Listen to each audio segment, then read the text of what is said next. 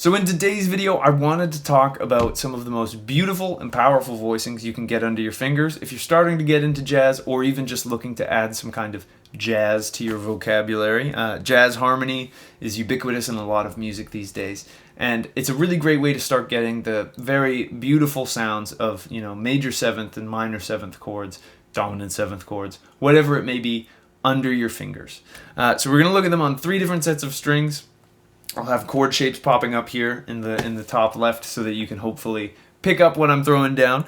But let's talk about shell chords.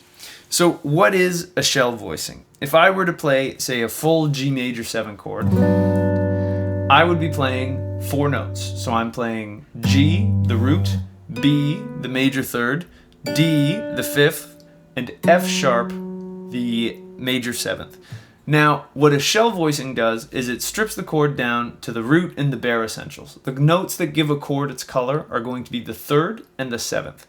These are the most expressive and important voicings. For example, if I were to just play, let's say I'm in the key of C major and I was going to play C major 7, A minor 7, D minor 7, and G7. To keep the sound of this progression in your head, if I were to play,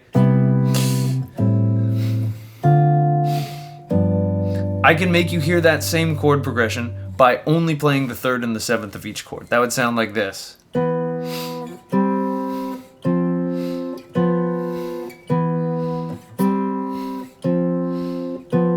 So,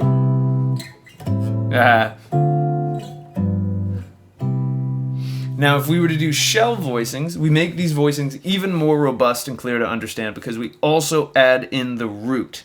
So that same chord progression, C, A minor, D minor 7, G7, would sound like this with shell voicing. Well, so here's full 7th chords, 4-note chords.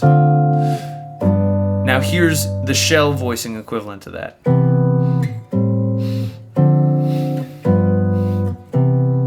And the beauty of these chords is that they use less notes, so they're a little bit easier to move around, and they're easier for your fingers to get comfortable with. I'm sure we've all seen the memes on the internet of jazz chords that look like this, which of course is a beautiful sound, but the beauty of shell voicings is in their simplicity rather than their complex character.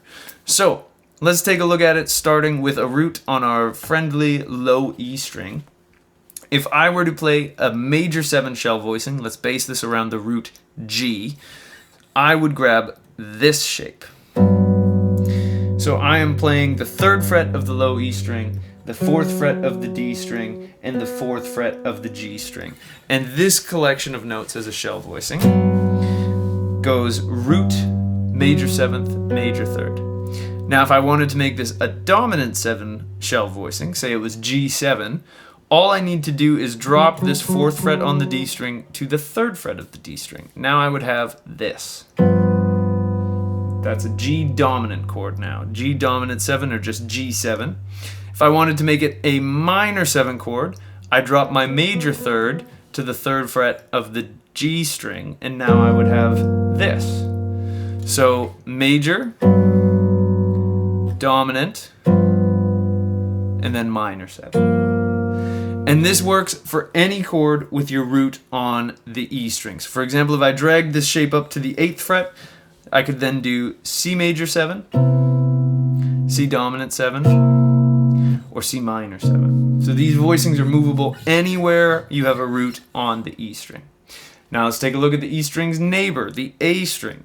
So if I were to start in, let's say, the key of C, and I were to grab this voicing here, this is a C major 7, so I have 3, 2, 4 on those strings, and this one, unlike the one on the low E string, here I'm playing on 3 strings that are right next to each other. The reason that it's rare to play shell voicings all the way on 3 adjacent strings with a root on the E is that the lower notes in a chord are, the mushier they get, the more space that they want. So to me, anything on these low E strings like this gets pretty murky and dense, whereas this, where the intervals are a little bit more spread out, is significantly easier to understand. That's less of an issue once we get to our A string.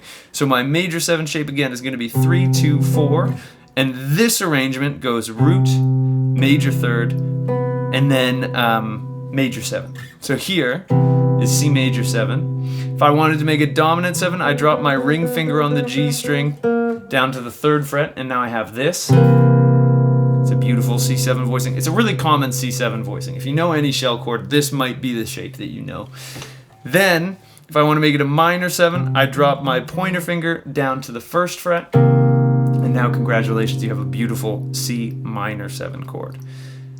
So, major, dominant, minor. And again, this works anywhere. Here's an example on F, so 8, 7, 9 now. Major 7, dominant 7, minor 7. Now we've got one more set of strings to investigate, and that's going to be our D, G, and B strings.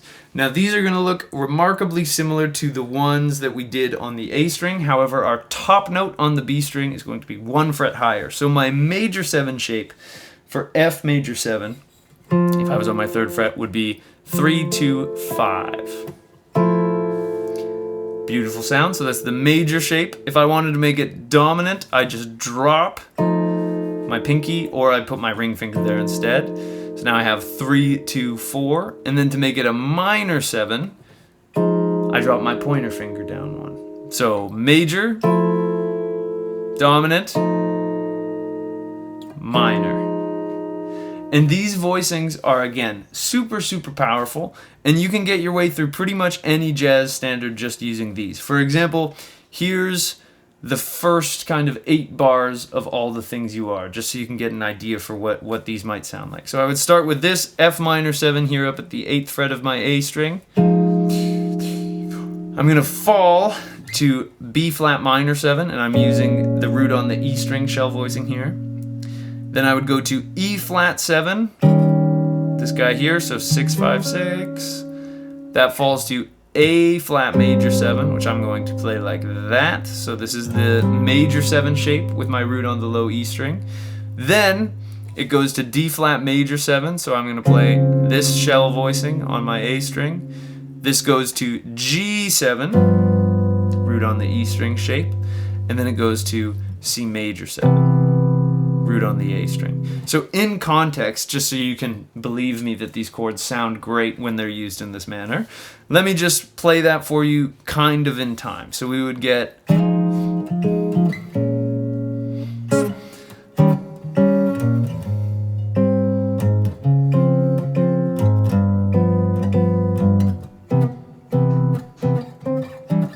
There, I got a little bit fancy with it, but it can go on and so forth.